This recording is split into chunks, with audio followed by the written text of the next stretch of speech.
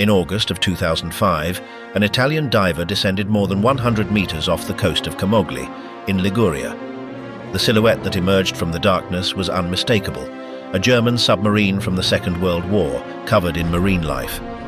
On the rusted conning tower, the machine gun mount, the remains of the periscope, and the open upper hatch could still be distinguished. Beside it, the inner hatch remained closed. That image, captured by the light of an underwater flashlight, marked the beginning of an investigation that would last for years. What seemed like a simple archaeological finding transformed into a technical, documentary, and human search.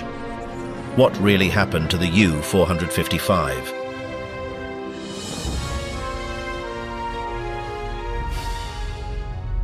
The hidden weapon, the origins of submarine warfare. Since the 17th century, several European inventors dreamed of machines capable of moving underwater. The first attempts were rudimentary and dangerous, but they laid the foundations for what would later become one of the most feared weapons of the 20th century. In 1620, the Dutchman Cornelius Drebbel built a sealed boat with oars that managed to submerge in the Thames for a few minutes. Nearly 2 centuries later, the American David Bushnell presented the Turtle, a small hand-cranked wooden device intended to place explosive charges under enemy ships. None of these experiments were a military success, although they proved that underwater navigation was possible. The real change came with the development of the engine and mechanical propulsion. During the last quarter of the 19th century, engineers such as John Philip Holland and Simon Lake in the United States, and the Spaniard Isaac Peral in Europe, managed to equip their prototypes with electric motors and compressed air systems. The decisive innovation came from Robert Whitehead, who in 1866 designed the first self-propelled torpedo. With that invention, the submarine went from being a technical curiosity to a potential threat. The torpedo converted the small hidden vessel into a platform capable of attacking unseen. The navies of the great powers began to take an interest in the new artifact. France was a pioneer, incorporating its gymnote and naval in the 1890s, while Great Britain, Russia, and the United States began their own testing programs. The German Empire, however, remained skeptical. Its imperial navy relied on the surface fleet and cruisers and considered that underwater operations lacked naval honor. In 1906, the U-1, the first operational German submarine, was launched. It measured 42 meters and reached 10 knots on the surface. It was modest compared to the French models, but it marked the beginning of a lineage that would soon grow. During the years prior to the First World War, the submarine was still seen as a complementary weapon. It served for surveillance, reconnaissance, or coastal defense, but no one imagined it could change naval warfare. In 1914, when the European conflict broke out, Germany had barely 20 U-boats. Great Britain possessed double that and an incomparable maritime tradition. Even so, German engineers had improved the range, autonomy, and reliability of their units. The U-9 and U-19 models could already operate far from their bases and submerge more than 50 meters. The first demonstration of their power occurred on the 22nd of September 1914, when the U-9, under the command of Otto Weddigen, sank 3 British cruisers in a few hours, the Aboukir, the Cressy, and the Hogue. That action shocked the British Admiralty. For the first time, 3 large ships had been destroyed by a single submarine. The event showed that naval warfare had changed. It was no longer about visible confrontations, but about a hidden enemy capable of attacking without warning. In the first months of the war, the German U-boats acted with limited success. They sank warships, but the British naval blockade remained intact. In 1915, London declared a total blockade on Germany, preventing the passage of food, raw materials, and fuel. That measure sought to strangle the German economy and reduce its industrial capacity. The effect was immediate: shortages, inflation, and social unrest. Facing this, the Imperial Navy considered that the submarine could be their answer. Admiral Hugo von Pohl promoted the idea of using the U-boat not only against warships, but also against merchant traffic. The submarine warfare campaign began in February of 1915. Germany declared the waters around the British Isles a war zone, warning that any ship navigating there could be attacked. That decision generated international protests, but it had immediate effects. Dozens of ships were sunk without prior warning. The most remembered case was that of the Lusitania, torpedoed on the 7th of May 1915 by the U-20. Almost 1,200 people died, including 128 Americans. The incident caused outrage and put Germany under diplomatic pressure. Berlin temporarily suspended the campaign, but the Allied blockades continued. In 1916, when hunger and shortages were hitting the country, Admiral Henning von Holzendorf advocated resuming unrestricted submarine warfare.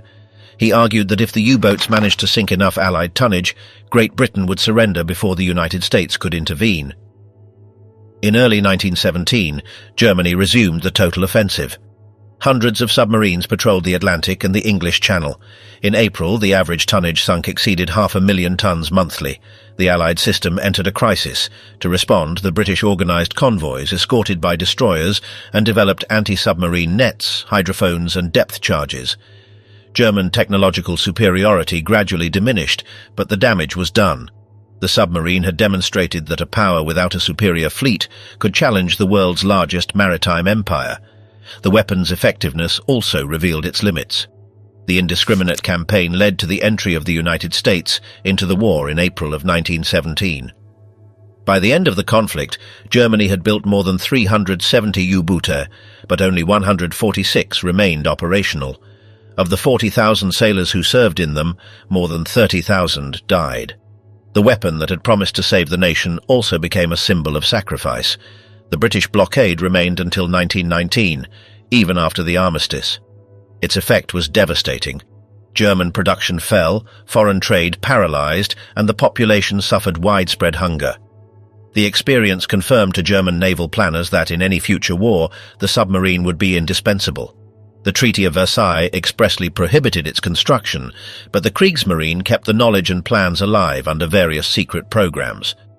The First World War had transformed the submarine from a technical curiosity into a decisive weapon. What began with clumsy wooden machines ended with steel fleets capable of sinking merchant ships in the middle of the Atlantic. Germany had found in that technology its strategic resource against a power that had dominated the seas for centuries. From those first U-boote, with their diesel-electric engines, the design lines that would culminate in the Type 7, the backbone of submarine warfare during the Second World War, would be derived years later. The path to that model was long, and every advance was paid for with risk and experiment. But by 1918 it had already become clear that the ocean would never be the same again. Beneath the surface, a new form of combat had been born, silent and lethal, ready to resurface in the next generation of total war. The rebirth of steel, Germany and the covert rearmament. When the First World War ended, Germany lost more than just the war. The Treaty of Versailles, signed in 1919, completely dismantled its naval power. The agreement's clauses limited tonnage, prohibited modern capital ships, and eliminated any possibility of building submarines. The remaining fleet had to be surrendered or dismantled under Allied supervision, and only a minimal navy for coastal defense was authorized. The goal was to prevent the new Weimar Republic from threatening European sea routes again. During the following years, former personnel from the Imperial Navy tried to maintain their skills within an institution reduced to 6,000 men. The Reichsmarine, officially created in 1921, lacked budget and modern vessels. Its command knew that if it wanted to survive, it had to keep the technical and strategic knowledge alive without overtly violating the treaty. In that environment, a network of secret collaborations was born with other countries that also did not desire French or British control in the Baltic. In 1922, Germany established a naval engineering company in the Netherlands, a front created to circumvent the restrictions of the Treaty of Versailles. Ostensibly, it manufactured submarines for other countries, but its true purpose was to keep German design and training expertise alive. From discreet offices in The Hague, and with funding from the Ministry of Defense, engineers continued to develop plans and technologies that would later serve as the basis for the future Type 7. Through this shell company, Germany collaborated with Sweden, Finland and the Soviet Union in the construction of prototypes that acted as covert laboratories. Each export project hid a stage of technical learning that the treaty prohibited from being openly carried out. In 1927, the so-called Lohmann affair came to light when a secret Navy fund was discovered financing illegal rearmament operations. The scandal provoked investigations in the Reichstag, but those responsible managed to minimize the consequences. The project continued under greater discretion, while younger officers studied naval strategies in civilian schools and shipyards, maintained contact with foreign companies to retain their technical personnel. The Reichsmarine survived thanks to a combination of covert engineering and silent training. When Adolf Hitler came to power in 1933, he found a reduced but disciplined naval structure. The new regime set out to break the limits of the treaty and restore German military power. The Navy became a tool of national prestige. In 1934, the government announced a general rearmament program and increased investments in shipyards and naval research. Admiral Erich Raeder, head of the Reichsmarine, proposed creating a fleet capable of operating in open waters and negotiating directly with Great Britain to avoid an immediate arms race. Negotiations with London advanced quickly. Hitler assured the British that he sought stability and would accept a numerical limit on his fleet. The result was the Anglo-German Naval Agreement, signed on the 18th of June 1935. The agreement recognized Germany's right to have a tonnage equal to 35% of the British in surface ships and up to 45% in submarines, with the possibility of reaching parity if both parties approved it. For the first time since Versailles, the construction of U-boote was once again legal and internationally recognized. The signing of the agreement was celebrated in Berlin as a diplomatic victory and presented to the public as a symbol of the rebirth of steel. With the new legal framework, the Reichsmarine was renamed the Kriegsmarine. Raeder remained in charge and recruited young engineers to reactivate the projects that had been halted since the 1920s. Within a few months, the shipyards of Kiel, Wilhelmshaven and Hamburg were reopened. The facilities that previously manufactured merchant ships were adapted for new submarine lines. The first model to leave the workshops was the Type 2, a coastal training version that would serve as a testing platform for larger designs. The U-1, commissioned days after the agreement was signed, represented the official return of the German submarine. Karl Dönitz, who had served in the first U-boote during the previous war, was appointed flotilla commander in 1935. Convinced that the future battle would be fought on the British supply routes, he proposed a strategy based on coordinated attacks by submarine groups. Each unit would receive radio orders and be distributed along patrol lines to locate convoys. Once the target was spotted, the U-boot would gather to attack simultaneously. The tactic, known as wolf packs, allowed for the maximization of resources without needing a superior fleet. Dönitz argued that a limited number of well-coordinated submarines could paralyze enemy trade and force Great Britain to negotiate. Between 1935 and 1938, the Kriegsmarine increased its budget and began building the first series of modern submarines. The Type 2 and Type 7 became the basis for training and operations. The Type 7, developed from the secret designs drawn up years earlier and perfected in the Kiel shipyards, had greater range and a more robust structure for crossing the Atlantic. It was fast to manufacture and required small crews, which made it ideal for mass production. While Admiral Raeder favored enormous battleships like the Bismarck, Dönitz championed a different vision. The war of the future would be decided underwater, in the silence of the ocean. His argument was clear. A single submarine cost less than a cruiser, but it could cause much more damage if it acted together with others in a group. The training of crews began at the Neustadt School, where veterans of the Reichsmarine trained young officers in real sea conditions. By the end of 1938, there were already more than 40 U-boote in active service, although many were still for training. Industrial plants were working at full capacity, and the country was preparing for a new stage of naval expansion. Dönitz had gained influence and was beginning to be recognized as the central figure of submarine warfare. In internal meetings, he insisted that success did not depend on the number of ships, but on the ability to locate and attack vital supply routes. The expansion plan continued until 1939, when international tension already heralded a new conflict. At that time, the Kriegsmarine had built the industrial and doctrinal foundation that would allow dozens of submarines to be put into service in a few years.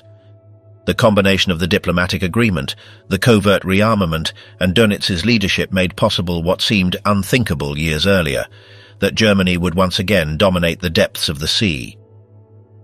When the U-455 entered service in 1941, its existence was no longer an anomaly, but the result of 2 decades of planning and hidden persistence beneath the surface. The steel had been reborn, and the country was ready to test the power of its silent weapon once more. The master plan, the design of the definitive submarine weapon. The development of the first German submarine of the 7 series began in 1935, when the Kriegsmarine decided to unify the accumulated experience from the coastal models and create a unit capable of operating in the open sea. The project was entrusted to the Germania Werft shipyards in Kiel and developed under the direct supervision of the Ministry's Naval Construction Office. Its goal was to achieve a submarine balanced between range, speed, and ease of production. The result was the Type 7A, a vessel of 626 tons on the surface and 745 when submerged, powered by 2 manned diesel engines and 2 Brown Boveri electric ones. It had 5 torpedo tubes, 4 in the bow and 1 in the stern, with a capacity for 11 torpedoes. Its range was around 3,300 nautical miles at 10 knots, and it could submerge to a depth of 100 meters. It was a compact vessel that brought together the minimum characteristics necessary for oceanic warfare. The Type 7A model became the basis for all subsequent versions. The first 8 submarines were delivered between 1936 and 1937 and were used to test their performance and interior space. The crews agreed that the interior was very cramped and that the fuel tanks were small, which limited the range. The High Command took note and decided to create a new version with larger external tanks and better conditions for the crew. From that review, the Type 7B was born, approved in 1938 as an intermediate version with more powerful engines and greater range. The new vessels mounted 6-cylinder manned diesel engines that together produced about 2,800 horsepower in addition to electric motors for submerged maneuvers. They could reach almost 18 knots on the surface and about 8 underwater. With the additional tank, they gained about 400 miles of range, and the reinforced bow improved stability in the open sea. The modifications weren't limited to power. The interior was redesigned to facilitate quick diving and surfacing maneuvers. The ballast system was simplified, and the compartments were reorganized to optimize space. The deck armament was updated with an 88mm gun and double anti-aircraft machine guns. The 7th B also adopted a new Zeiss periscope with improved range and a high-sensitivity KDB hydrophone for submarine detection. Every detail was the result of technical observations made during the Type 7A tests. The operational success of these improvements confirmed that the German fleet now had a model capable of maintaining prolonged patrols in the North Atlantic. At the end of 1938, the Kriegsmarine approved a new design that incorporated all the improvements of the 7B and solved its final limitations. Thus, the Type 7C was born, a more robust and versatile model that became the backbone of the German submarine fleet. Its hull, built with Wotenhart steel, measured 67 meters long and offered slightly more internal space, which improved onboard comfort. It displaced about 770 tons on the surface and nearly 870 when submerged. The propulsion system combined 2 manned diesel engines of 2,800 horsepower with 2 AEG electric ones of 750, maintaining the same maximum speed but with greater endurance for prolonged dives. Thanks to that reinforced structure, the new model could reach depths of up to 220 meters, almost double that of its predecessors. The range improvements were equally notable. The fuel tank allowed for a range of 8,500 nautical miles at 10 knots on the surface. The electrical system optimized battery recharging during diesel-powered navigation, which reduced exposure times on the surface. The new hydrophones and GHG sonars improved the detection of enemy noises. The periscope system allowed for wider angles and a sharper view during rapid dives. A 5th fuel tank was also added to the outer hull, increasing range without affecting stability. Internal facilities were adjusted to improve the conditions for the crew on patrols lasting more than 4 weeks. The armament of the Type 7C represented a key evolution. The 5 torpedo tubes were maintained, but now with a faster reloading system and space for 14 torpedoes. The 88mm deck gun was kept until 1943, and a 20mm double anti-aircraft mount was integrated. The pressure valves and the compressed air system were reinforced to withstand greater depths. The shipyards of Kiel, Bremen and Hamburg received the first production orders in 1939, initiating a series that would become the most numerous of the entire war. Each unit could be built in less than 7 months, thanks to a standardized system of interchangeable components. This modularity allowed for the manufacture of more than 600 units of the Type 7C version before 1945. During the initial trials conducted in the Baltic Sea between 1939 and 1940, the Type 7Cs showed superior performance than expected. The crews reported greater maneuverability when submerged and better rudder response. The time to descend to maximum depth was reduced to less than 30 seconds, a crucial improvement over previous models. The electrical systems maintained constant performance even after hours of operation. Mechanical resistance tests confirmed that the hull withstood pressures greater than initially calculated. The technical reports from Kiel and Hamburg agreed that the Type 7C had achieved the ideal balance between performance and mass production. In 1940, the first operational units were assigned to the flotillas of Kiel and Wilhelmshaven. The U-93, the U-94, and the U-96 were used for evaluation missions in North Atlantic waters. During those patrols, engineers collected data on fuel consumption and behavior in storms. The vessels maintained average speeds of 15 knots without engine failures and recorded battery recharging time shorter than the Type 7Bs. These missions confirmed the design's reliability and marked the transition from experimental phase to mass production. By mid-1941, the Type 7Cs were already the predominant model in service, and their performance set the standard for all subsequent series. The experiences from those first patrols defined the parameters of the model that the U-455 would subsequently use. Every mechanical detail and every propulsion adjustment was tested in those initial operations. The Type 7C combined range, resilience, and ease of maintenance in a compact structure. Its performance turned the 7 Series into a symbol of industrial efficiency and a benchmark for the German submarine fleet. When the U-455 left the shipyards in 1941, it was not an experiment, but the mature result of a decade of technical refinement. The leap of steel was complete. German technology had found its definitive form beneath the sea. Pax in the Fog, the Battle of the Atlantic.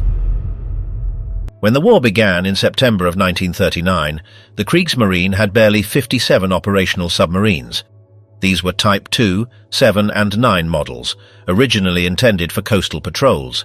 Its commander-in-chief, Karl Dönitz, had spent years developing a tactic based on the coordinated attack of several submersibles against British merchant convoys.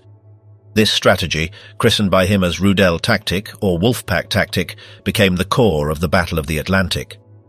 The idea was simple. One submarine would locate an enemy convoy and radio its position. Then, other nearby U-booter would converge to form a nighttime attack group. This maneuver aimed to overwhelm the escort's defense and sink the greatest possible number of ships in a short time. In the first months of the conflict, communications were slow, and the flotillas lacked full coordination. Messages encrypted with the Enigma machine allowed for improved centralized control from Dönitz's headquarters in Wilhelmshaven, where positions and courses were analyzed every night to organize the next day's attacks. The system required discipline and precision. A single error could betray the presence of the entire group. By 1940, the Wolfpack tactic was operational, and the submarine flotillas began to act as a coherent force. The first campaigns in the Atlantic demonstrated their effectiveness. From bases in Germany and Norway, the U-booter intercepted the convoys coming from Canada and the United States. In the winter of 1940 to 1941, the submarines sank more than 2 million tons of Allied cargo. British losses forced a review of routes and escort tactics. Dönitz himself supervised the reports from each patrol to adjust the attack patterns. The submarines were deployed along imaginary lines of 400 kilometers called barrier patrols. When one of them spotted smoke or radar contact, it notified the position with a 4-digit encrypted message, and the others headed to the point. The attacks usually occurred during hours of darkness, when the convoys sailed without lights to avoid being detected. The U-booter surfaced at close range, launched torpedoes in rapid succession, and submerged again before the escorts could react. Dönitz believed that the key to success was maintaining central control, which is why every movement was communicated through the shortwave radio system Befehl-Empfangsgerät, which allowed orders to be received even while surfaced. Coordination depended on discipline and radio silence outside of key moments. In 1940, after the fall of France, the Kriegsmarine achieved something it had sought for years, Atlantic bases in Lorient, Brest, La Pallice, and Saint-Nazaire. From those ports, the submarines could sail directly into the Atlantic without having to cross the dangerous English Channel. The best known was the 7th Flotilla, initially led by Karl Dönitz and later by Captain Herbert Schulze. The veterans of the first missions were concentrated there, and the model that all other units would follow was formed. In the Bay of Biscay, their crews practiced the pack tactics for the first time, rehearsing night search and attack maneuvers. Dönitz had left clear instructions. Always maintain visual contact with the enemy, not with the convoy lights, but with the silhouettes that the moon drew upon the fog and the swell. The training of new officers took place at the submarine school in Neustadt in Holstein, where emergencies, rapid dives, and firing calculations were practiced. The courses included meteorological studies, use of Zeiss periscopes, and communication exercises using the naval enigma code. Every crew member had to know their exact function at the moment of attack. The Leitender Ingenieur, responsible for the diesel-electric system, maintained the balance of the ballast tanks during maneuvers. The Funkmacht controlled the radio messages and encryption. The Steuermann set the course using data from the hydrophone. Everything was done with mechanical precision. Patrols lasted between 4 and 6 weeks. During that time, the men lived cramped in a space barely exceeding 20 habitable meters. Bunks were shared in shifts, the air was saturated with fuel and humidity, and the constant noise of the electric motors accompanied every hour of navigation. The water supply was limited. The crew members washed with damp towels and ate canned food. Ventilation conditions were precarious. In prolonged immersion, the level of carbon dioxide increased, and many suffered headaches or dizziness. Despite this, the crews maintained the daily routine with military precision. 4 hours on watch, 4 hours of rest, with no difference between day and night. Fear was a constant part of life on board. Attacks with depth charges could last for hours. The explosions made the hull shake, and tools fell from the compartments. The men counted the seconds between detonations and silently awaited orders from the commander. In many cases, the lights were turned off to save energy, and the instruments were illuminated only with small red bulbs. The silence was absolute. When the series of explosions ceased, a metallic hum filled the boat. It was the echo of the escort's propellers moving away. Then work and emergency repairs resumed. The crews were aware of the minimal chances of survival. Kriegsmarine statistics indicated that, by 1943, more than 2/3 of the submarines deployed in the Atlantic had been destroyed. However, the feeling of camaraderie was strong. The men knew each other by nicknames, shared the same fear, and depended on one another for survival. In their free hours, the onboard gramophone played songs sent from Germany, and personal diaries recorded brief thoughts about family or the war. The commanders encouraged this routine as a way to maintain morale. The first successes were quick to arrive and reinforce the confidence of the command. Between 1940 and 1941, the 7th Flotilla sank dozens of merchant ships in the North Atlantic. The U-48, under the command of Herbert Schulze, set a record with more than 300,000 tons destroyed. The report sent to Berlin confirmed that the Wolfpack tactic worked, but the situation soon began to change. Allied aviation improved its detection systems, and convoys began to receive long-range escorts in addition to radar-equipped aircraft. The so-called Golden Age of the German submarines barely lasted a couple of years before the balance at sea began to tip. The study by D. Sirit on the operations of February 1943 describes how a group of 13 submarines attacked convoy ON 166. Communications were interrupted several times by interference, and only 6 units reached the combat zone.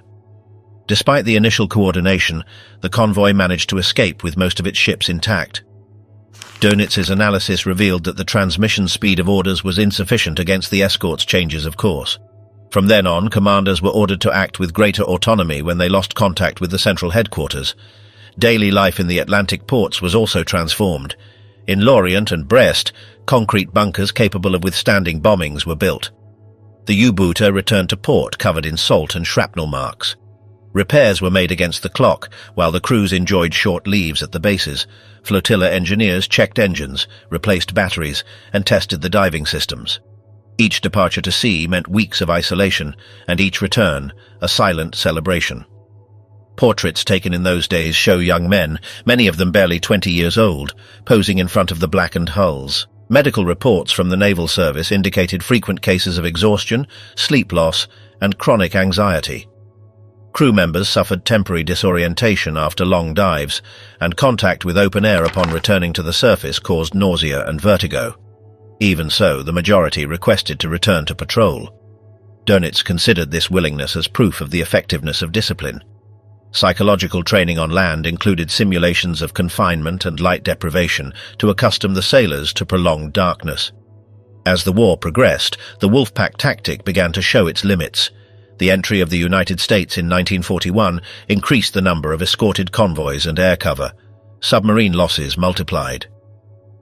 By 1943, the Naval Command attempted to adapt operations by introducing warning radars and metox detectors, but the Allied advantage was already decisive. Dönitz himself acknowledged in his memoirs that the Atlantic had become a reversed hunting ground. However, the experience accumulated in these campaigns trained an entire generation of officers and sailors.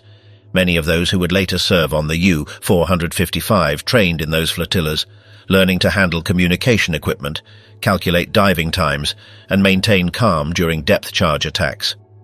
The tactical lessons and knowledge of the North Sea and the Bay of Biscay became their real preparation for the missions that would follow. The logbooks reflected a growing sense of fatalism, but also professional pride. The commander of the 7th Flotilla noted that, "The fog of the Atlantic is the best refuge and the worst prison." That phrase summarized the duality of submarine service, the invisibility that granted advantage and the solitude that slowly consumed the crew.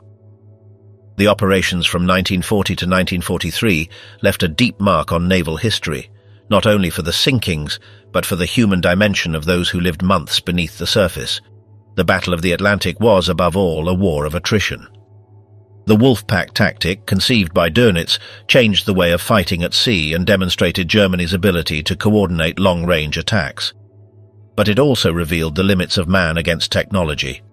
In every submarine, among valves, torpedoes and condensers, 40 lives coexisted, subjected to the pressure of the ocean and the silence. The fog that covered the Atlantic was more than a landscape. It was the frontier between life and disappearance. Without return, the forgotten Mediterranean campaign. In the spring of 1943, the German submarine war entered a critical phase. Allied convoys were crossing the Atlantic with constant air support, and U-boat losses grew every month. Faced with this scenario, Admiral Karl Dönitz ordered a partial redistribution of the fleet. Several veteran commanders were to be transferred to the Mediterranean, a narrower but still strategic theatre for intercepting traffic between Gibraltar, Malta and Alexandria. The decision was made from the Kriegsmarine headquarters in Paris, which supervised operations from the French Atlantic coast. Dönitz trusted that, despite the risk, the new front would force the dispersal of Allied escorts and relieve pressure in the North Atlantic. The first transfer orders primarily affected the 7th and 9th flotillas, which operated from Lorient and Brest. Technical reports warned that the narrow channels of the Mediterranean would limit maneuverability and make the Wolfpack tactic, which worked in the open sea, unviable. Even so, the German command decided to take the risk. Controlling the routes to North Africa and southern France was too important. Between 1941 and 1943, a total of 63 Type 7 and Type 9 submarines were sent to this new theatre. Most had to cross the Strait of Gibraltar, one of the most heavily guarded areas on the planet. The crossing into the Mediterranean was done individually, without escort, taking advantage of moonless nights and in total radio silence. Reports from the 7th Flotilla described the passage through Gibraltar as a test of faith and resilience. The submarines had to face the opposing current, British searchlights and minefields placed at various depths. Many commanders advanced at minimum speed to avoid generating noise that would betray their position to enemy hydrophones. Dönitz himself admitted that each crossing was equivalent to a one-way ticket. Of the 63 U-booter that managed to enter the Mediterranean, none returned to Germany at the end of the war. Once inside, the panorama was different from what they expected. The western Mediterranean was a closed sea, with geographical limits that nullified the submarine's main advantage, evasion by distance. The anchorages of Toulon, La Spezia and Genoa offered limited protection. Missions required traversing coastal areas where the average depth barely exceeded 500 meters.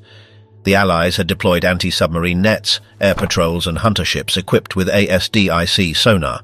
Added to this were magnetic mines dropped from the air over the routes towards Corsica, Sicily and the Ligurian Sea.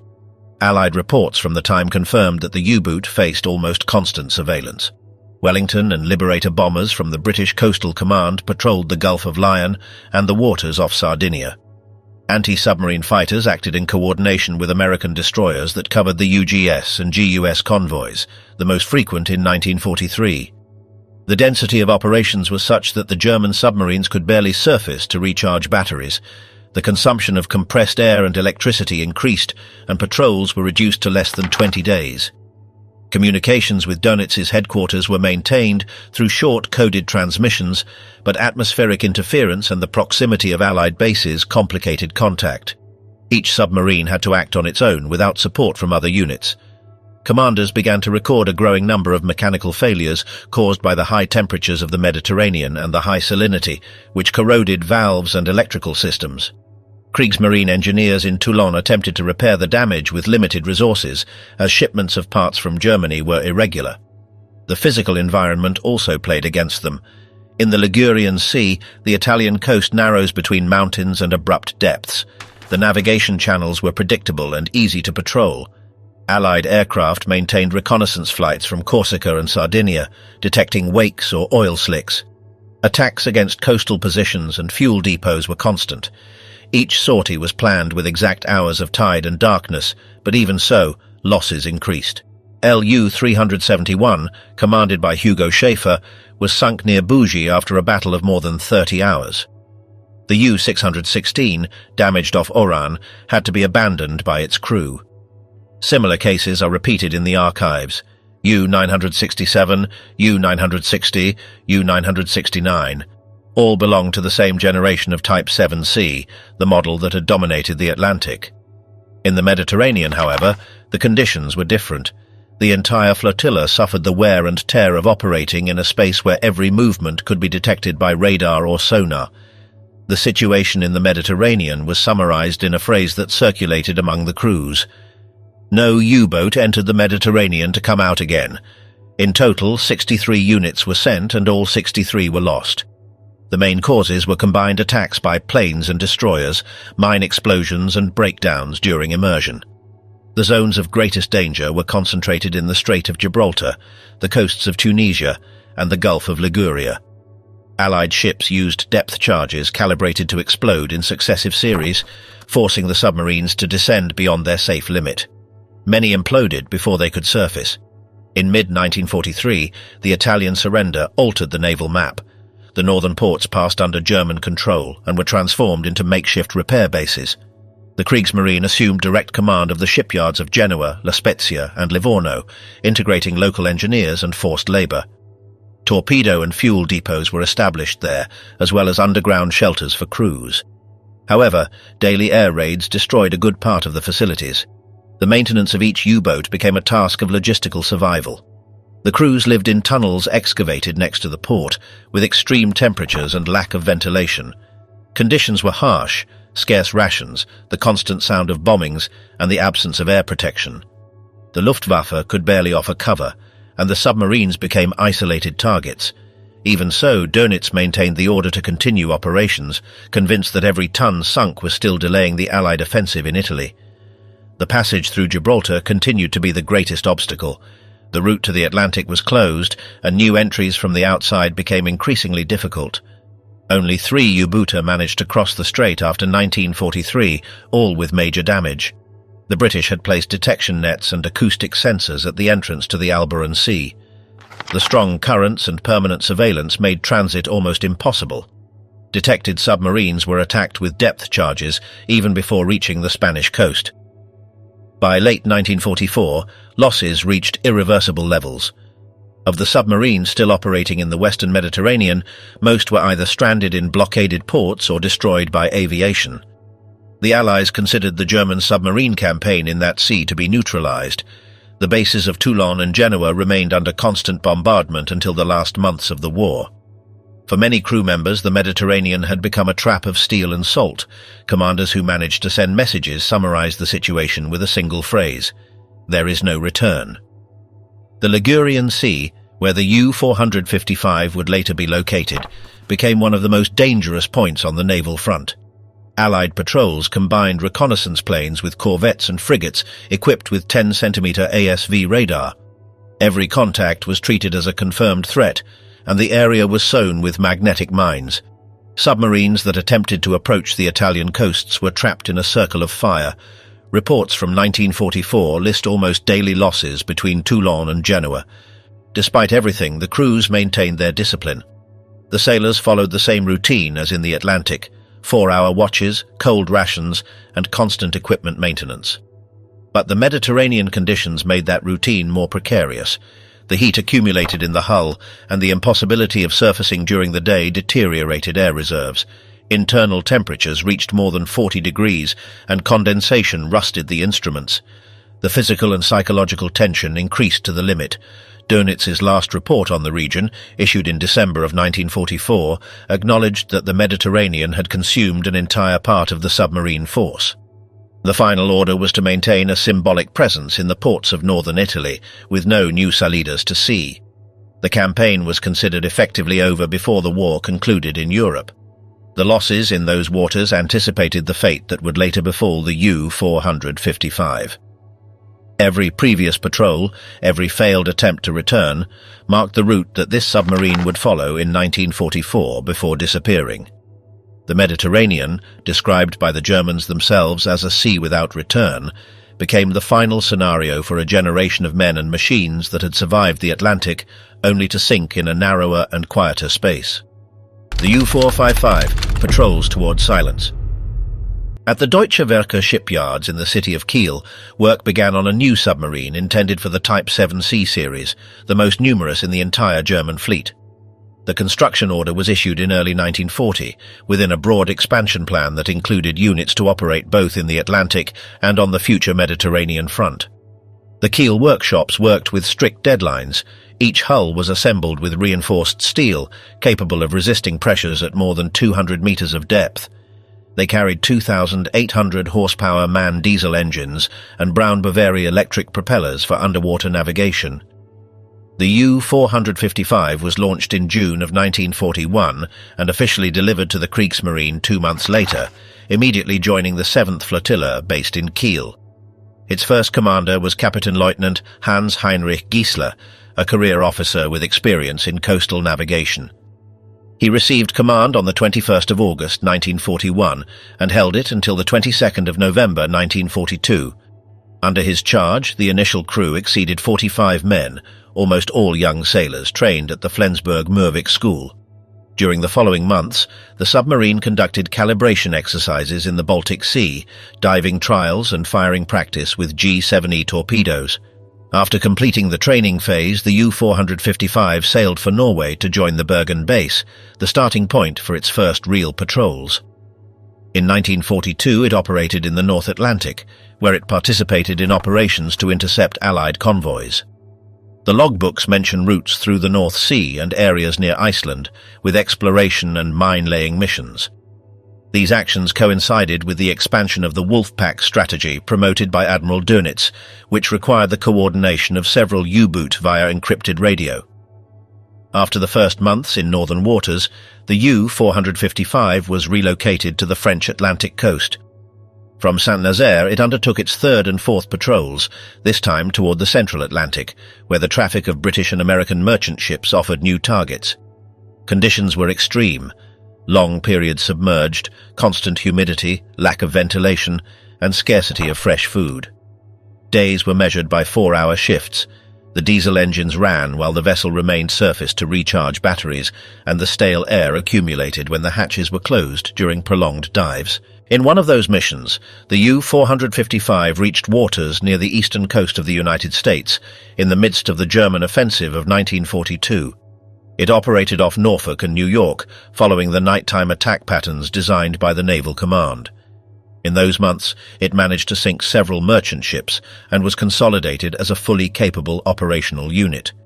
Towards the end of that year, it returned to its base for maintenance and crew relief. On the 22nd of November 1942, Giesler handed over command to Kapitänleutnant Hans-Martin Scheiber, who had served in the Gotenhafen training U-boat. In early 1944, the German command ordered the naval deployment in the Mediterranean to be reinforced in view of the imminent Allied offensive. Several U-booter, including the 455, received transfer orders. The vessel, which was undergoing repairs in Toulon, was prepared for its final departure.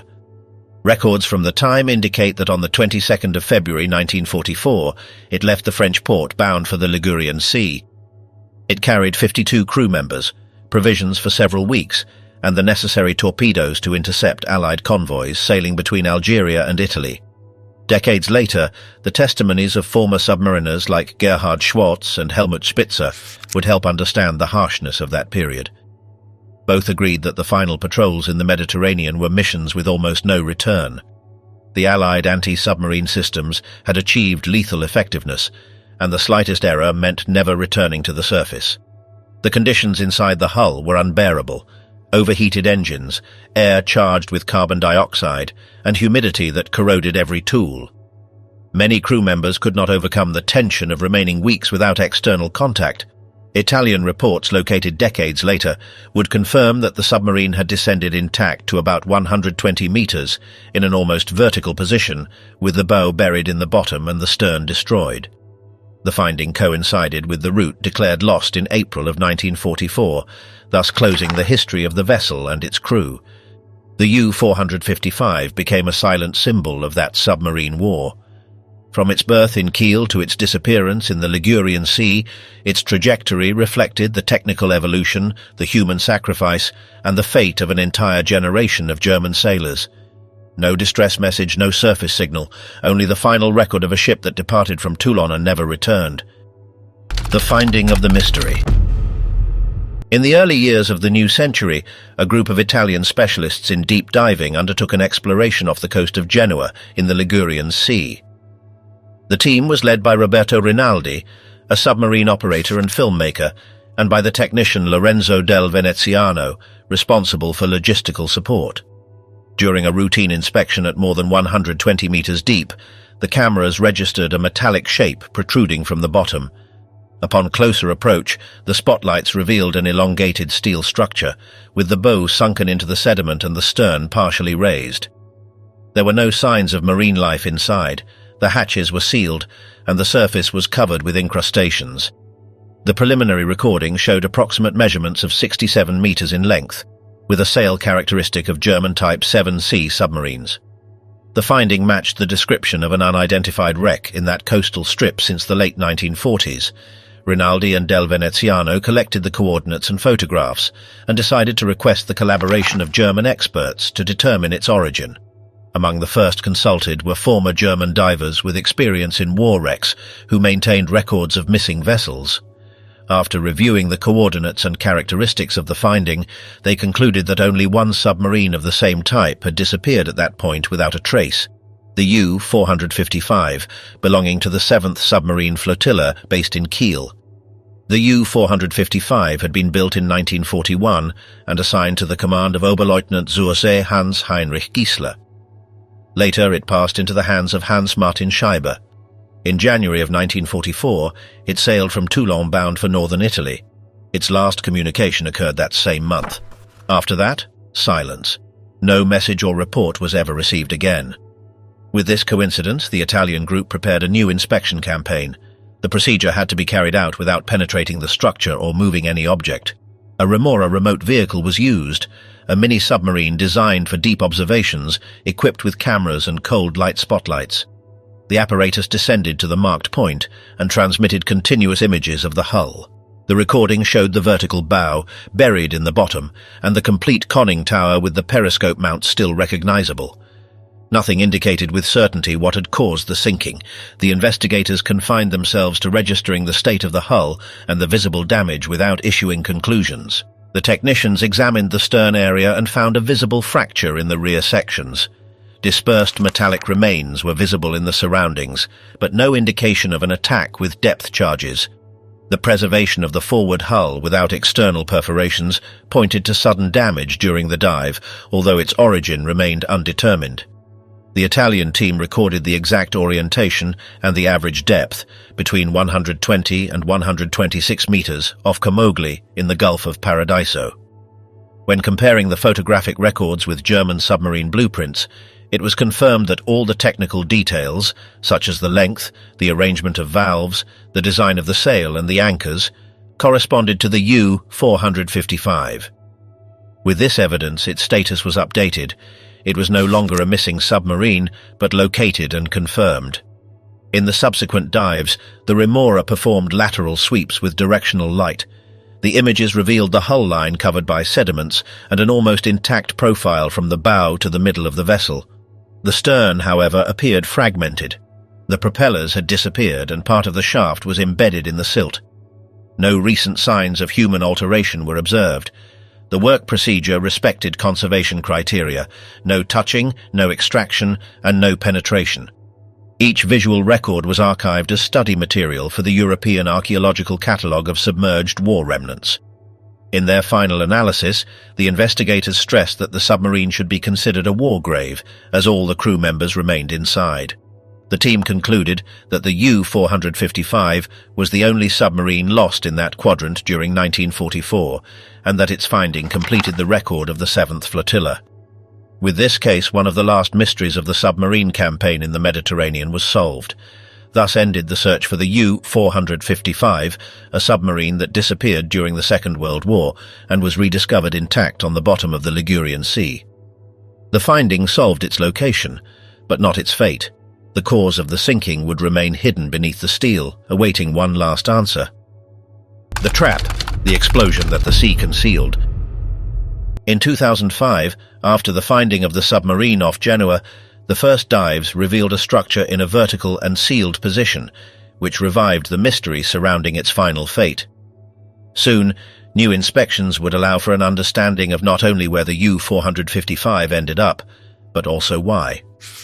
Rinaldi and Del Veneziano led new dives with the remora, this time focused on the technical analysis of the structural damage. The images from the mini-submarine showed the U-455 listing at about 45 degrees, with the bow pointing towards the surface and metallic fragments scattered around it. The divers observed a spherical, half-buried shape, similar to a German-made contact mine. The discovery generated new interest among the investigators. It was verified that the Genoa area had been sown with mines by the Kriegsmarine itself months earlier. One of those fields, named Fußball Club, protected access to the Ligurian coast and was active when the U-455 was attempting to return. There was no record of Allied bombings or anti-submarine patrols on that date or in that sector. The geographical coincidence between the minefield and the location of the finding allowed for the discarding of any enemy attack. The photographs taken during the dives showed the hull twisted outwards in the rear part, typical of a nearby internal explosion. There were no signs of depth charge impacts or gunshots. The metal of the pressure hull remained intact, which indicated that the detonation had been lateral. The analysis compared with other sunken submarines confirmed that the damage coincided with the blast wave of one of their own mines. The divers who participated in the first descents described a difficult operation. The sea remained unstable for days, and the currents complicated the descent. Subjected to a guideline, they had to advance cautiously so as not to be swept away. At about 80 meters, the bow of the submarine appeared, still firm, with the depth rudders intact. The conning tower showed the empty supports for the anti-aircraft guns. The periscope lens remained in place, covered in sediment. In the stern, the structure was destroyed. The remains were mixed with modern fishing nets that now enveloped that section. The anchor remained lodged in its compartment. The entire submarine seemed stopped mid-ascent, as if it had tried to surface just when the explosion occurred. The final position, with the bow raised and the hull resting on the stern, showed the violence of a blast that surprised the crew in the middle of a maneuver. The data obtained in subsequent investigations confirmed the details of the case. The last transmission of the U-455 was registered on the 2nd of April, and its subsequent classification as missing. There was no record of enemy sinkings in the southwest sector of Genoa, which reinforced the theory of a self-inflicted accident.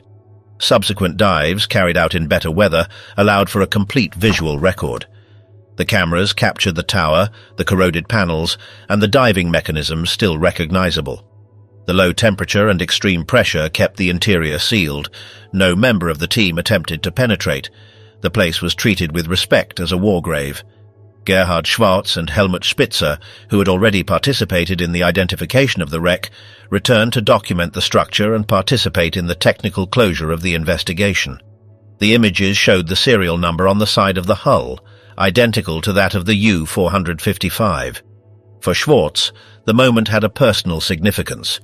After years of studying submarine losses, he finally observed the ship that had disappeared without a trace in April of 1944. The fieldwork included measurements of angle, depth, and orientation. The data was compared with the Kriegsmarine coordinates. The exact coincidence between the Fußball club field and the location of the wreck closed the technical investigation. The official cause was established as explosion by own mine. In the images recorded by Roberto Rinaldi and his team, the submarine can be seen as it rests on the seabed, the bow erect, the hull covered with marine life, and the stern completely disintegrated. The flashes of the flashlights reveal a grey metal that still retains its original shapes. The documentary shows how the divers advance carefully through the currents and discover the remains of a mine very close to the hull, probably the one that caused the explosion. The team carried out several dives to obtain new shots. Each descent required a precise decompression plan and more than 2 hours of ascent. The divers used closed-circuit rebreathers and high-definition cameras. The images allowed the exact position of the wreck and its surroundings to be reconstructed. Depth readings indicated about 111 meters in the central zone. It was determined that the submarine had mistakenly entered an area protected with anchor mines intended to block Allied access. The installation quadrants coincided with the sector where it was located. The EMF-type mines, used by the Kriegsmarine, were connected to contact sensors and an anchor chain. The U-455, probably navigating at shallow depth and without an echo signal, would have grazed one of them, activating the charge. The detonation occurred near the stern, breaking the rear compartments and sinking the boat immediately. Eternal silence, the sea as a tomb. The U-455 has rested in the Ligurian Sea since 1944, transformed into a place that no longer belongs to war, but to memory. Its structure remains upright on the stern, covered by a layer of sediments and organisms that have sealed the openings. Around the hull, the silence is absolute. No current has moved it since its sinking. The hatches remain closed, and the bulkheads retain the shape in which they were found during the dives. The deep, inaccessible and sealed environment has transformed the interior into a space suspended in time. The Italian authorities officially recognize the wreck as a protected site. No commercial exploration or extraction is permitted. It was established that the submarine constitutes a war grave, and its current state must be maintained without alterations. The pressure, temperature, and lack of light preserve what remains of the steel and the bodies trapped inside.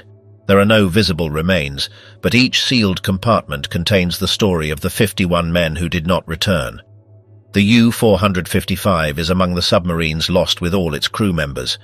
Its name was registered as a lost unit. Every line on a list of losses represents a sunken ship and a group of men who no longer had communication with the surface.